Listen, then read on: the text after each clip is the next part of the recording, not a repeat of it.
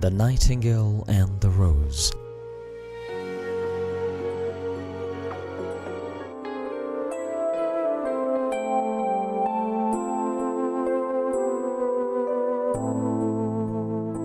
She said that she would dance with me if I brought her red roses, cried the young student. But in all my garden there is no red rose. From her nest in the holm oak tree, the nightingale heard him, and she looked out through the leaves and wondered. No red rose in all my garden, he cried, and his beautiful eyes filled with tears. Ah, on what little things does happiness depend? I have read all that the wise men have written, and all the secrets of philosophy are mine. Yet, for the want of a red rose, is my life made wretched. Here at last is a true lover, said the nightingale. Night after night have I sung of him, though I knew him not. Night after night have I told this his story to the stars, and now I see him. His hair is dark as the hyacinth blossom, and his lips are red as the rose of his desire. But passion has made his lace like pale ivory, and sorrow has set her seal upon his brow. The prince gives a ball tomorrow night, murmured the student, and my love will be of the company. If I bring her a red rose, she will dance with me till dawn. If I bring her a red rose, I shall hold her in my arms, and she will lean her head upon my shoulder, and her hand will be clasped in mine. But there is no red rose in my garden, so I shall sit lonely, and she will pass me by. She will have no heed of me, and my heart will break. Here indeed is the true lover, said the nightingale. What I sing of he suffers. What is joy to him is pain. Surely love is a wonderful thing. It is more precious than emeralds, and dearer than fine opals. Pearls and pomegranates cannot buy it, nor is it set forth in the marketplace.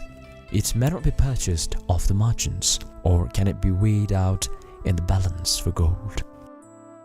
The musicians will sit in their gallery, said the young student, and play upon their stringed instruments, and my love will dance to the sound of the harp and violin. She will dance so lightly that her feet will not touch the floor, and the courtiers in their gay dresses will throng round her. But with me she will not dance, for I have no red rose to give her. And he flung himself down on the grass and buried his face in his hands and wept. Why is he weeping? Asked the little green lizard as he ran past him with his tail in the air. Why indeed? Said a butterfly who was fluttering about after a sunbeam. Why indeed? Whispered a daisy to his neighbor in a soft, low voice. He is weeping for a red rose, said the nightingale. For a red rose, they cried. How very ridiculous! The little lizard, who was something of a cynic, laughed outright. But the nightingale understood the secret of student's sorrow, and she sat silent in the oak tree and thought about the mystery of love. Suddenly she spread her brown wings for flight and soared into the air.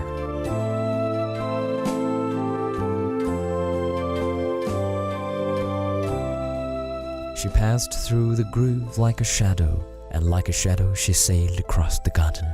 In the center of the grass plot was standing a beautiful rose tree, and when he saw it, she flew over to it and lit upon a spray. Give me a red rose, she cried, and I will sing you my sweetest song. But the tree shook his head. My roses are white, it answered, as white as the foam of the sea, and whiter than snow upon the mountains. But go to my brother, who grows round the old sundial, and perhaps he'll give you what you want. So the nightingale flew over to the rose tree that was growing round the old sundial. Give me a red rose, she cried, and I will sing you my sweetest song. But the tree shook its head. My roses are yellow, it answered, as yellow as the hair of the mermaiden who sits upon an amber throne, and yellower than the daffodil that blooms in the meadow before the moor comes with his sheep. But go to my brother who grows beneath the student's window, and perhaps he'll give you what you want. So the nightingale flew over to the rose tree that was growing beneath the student's window. "Give me a red rose," she cried, "and I will sing you my sweetest song." But the tree shook its head. "My roses are red," it answered, "as red as the feet of the dove, and redder than the great fans of coral that wave and wave in the ocean cavern. But the winter has chilled my veins, and the frost has nipped my buds, and the storm has broken my branches, and I shall have no roses at all this year." "One rose is all I want," cried the nightingale. "Only one red rose. Is there no way by which I can get it?" "There is a way," answered the tree, "but it's so terrible that I dare not tell it to you." "Tell it to me," said the nightingale. "I am not afraid." "If you want a red rose," said the tree, "you must build it out of music by moonlight, and stain it with your own heart's blood. You must sing to me with your breast against a thorn. All night long you must sing it to me, and the thorn must pierce your heart, and your lifeblood must flow into my veins and become mine." "Death is a great price to pay for a red rose," said the nightingale, "and life is very dear to all. It is pleasant to sit in the green wood, to watch the sun in his chariot of gold, and the moon in his chariot of pearl. Sweet is the scent of the hawthorn, and sweet are the bluebells that hides in the valley, and the heather that blows on the hill. Yet love is better than life. And what is the heart of a bird compared to the heart of a man?" So she spread her brown wings for flight and soared into the air.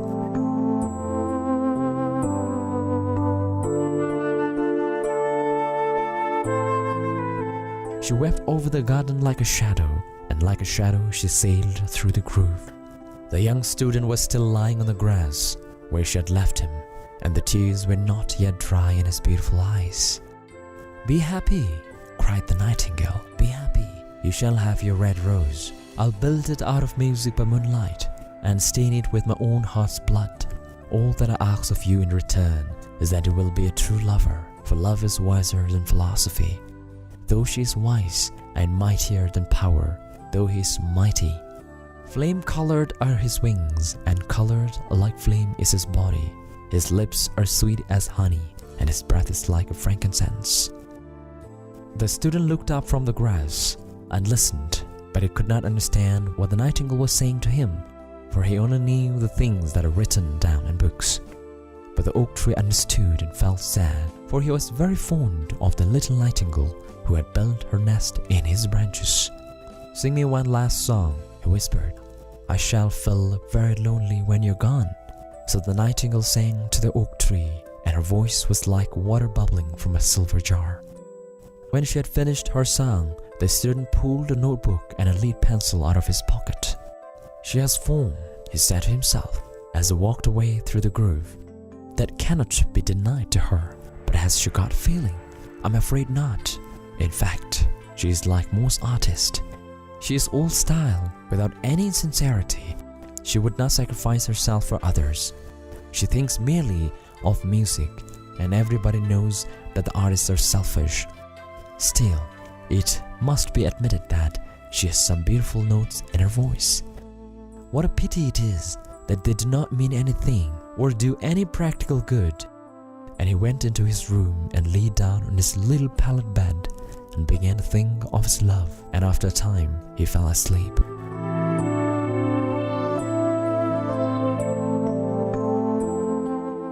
And when the moon shone in the heavens, the nightingale flew to the rose tree and set her breast against the thorn.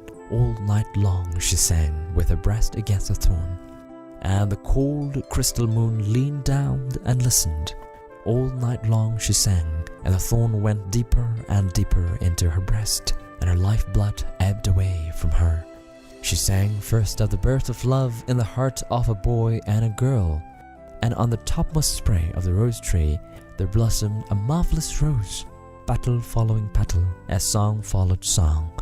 Yale was it at first, as the mist that hangs over the river, pale as the feet of the morning, and silver as the wings of the dawn, as the shadow of a rose in a mirror of silver, as the shadow of a rose in a water pool, so was the rose that blossomed on the topmost spray of the tree. But the tree cried to the nightingale to press closer against the thorn. "Press closer, little nightingale," cried the tree, "or the day will come before the rose is finished." So the nightingale pressed closer against the thorn, and louder grew her song. For she sang of the birth of passion and the soul of a man and a maid.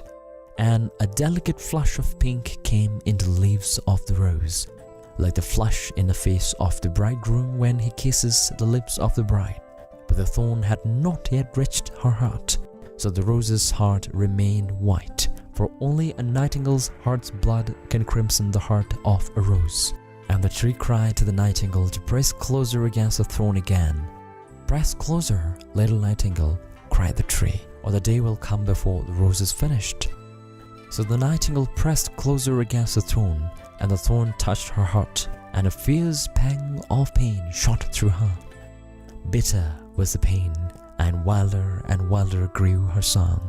For she sang of the love that is perfected by death, of the love that dies not in the tomb.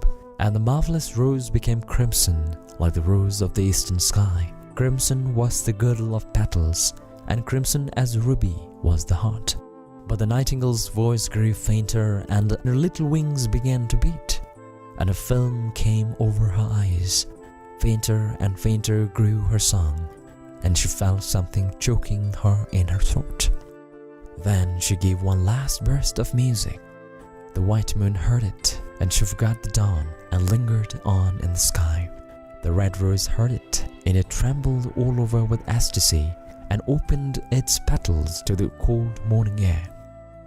Echo bore it to her purple cavern in the hills, and woke the sleeping shepherds from their dreams. It floated through the reeds of the river, and they carried its message to the sea. "Look, look," cried the tree, "the rose is finished now."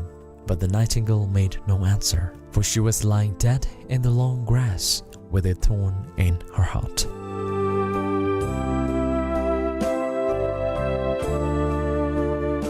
And at noon, the student opened his window and looked out. "What a wonderful piece of luck!" he cried. "Here is a red rose. I've never seen any rose like it in all my life.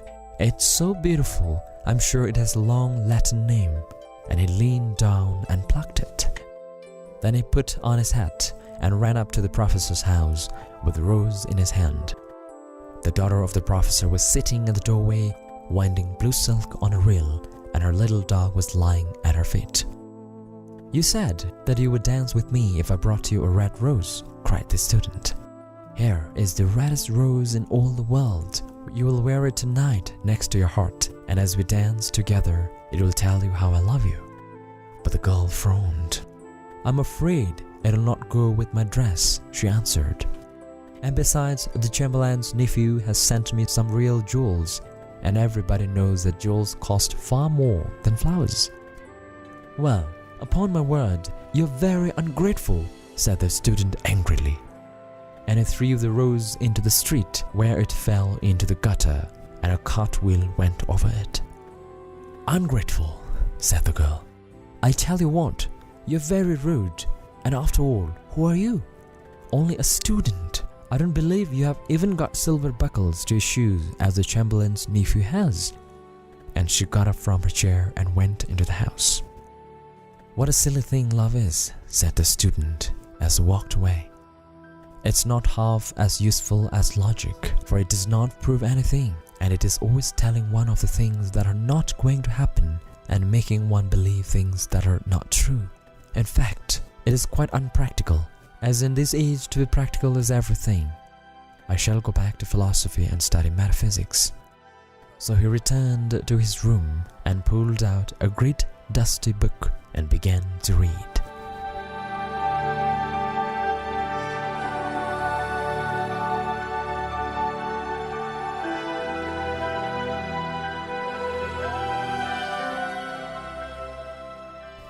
And all in the end, the love of the nightingale that sacrificed its life for the reddest rose ended in the gutter.